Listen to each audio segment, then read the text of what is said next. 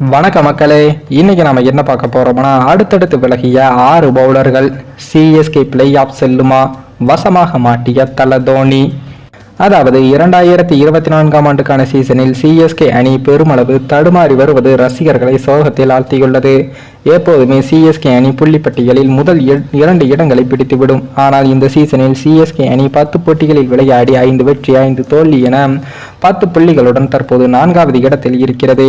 எஞ்சியிருக்கும் 4 போட்டிகளில் 3 வெற்றிகளை பெற்றால் சிஎஸ்கே அணி பிளே ஆஃப் சுற்றுக்கு செல்ல முடியும். மற்ற அணிகள் தயவுகள் இருந்தால் மட்டுமே பிளே ஆஃப் சுற்றும் கிடைக்கும். இந்த நிலையில் தான் சிஎஸ்கே அணியில் உள்ள வேகப்பந்து வீச்சாளர்கள் பலரும் விலகி இருப்பது தற்போது அந்த அணிக்கு பெரும் பின்னடைவை ஏற்படுத்தியுள்ளது. சிஎஸ்கே அணியின் நம்பிக்கை நட்சத்திரமாக விளங்கி வரும் முஸ்தபிர் ரஹ்மான் தற்போது சர்வதேச போட்டியில் பங்கேற்பதற்காக ஐபிஎல்லை விட்டு சென்று விட்டார்.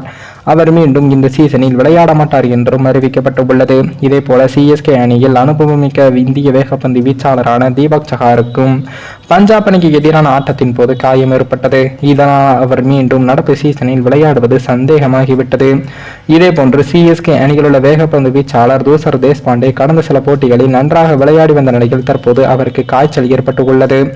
இதில் அவரது உடல்நலம் பாதிக்கப்பட்டு இருப்பதால் அவர் எப்போது அணிக்கு திரும்புவார் என்றும் தெரியவில்லை. இதே போன்று சிஎஸ்கே அணியில் உள்ள நட்சத்திர வேகப்பந்து வீச்சாளர் பதிரானா தற்போது T20 உலகக்கோப்பைக்கு விசா பெறுவதற்காக இலங்கை சென்றுள்ளார்.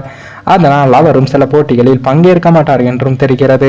இலங்கை சுழற்பந்து வீச்சாளர் தீக்ஷனாவும் அமெரிக்காவுக்கு செல்வதற்கான விசா பணிகளுக்காக தங்களது சொந்த நாட்டுக்கு சென்றுள்ளார்கள்.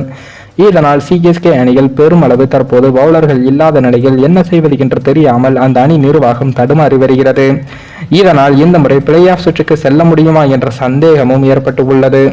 மேலும் இந்த வீடியோ ஏதோ ஒரு விதத்தில் உங்களுக்கு பிடித்திருக்கும் என்று நினைக்கிறேன். நம்ம சேனலுக்கு புதிதாக வீடியோ பார்க்கிறீர்கள் என்றால் மறக்காமல் சப்ஸ்கிரைபர் செய்துவிட்டு பாருங்கள்.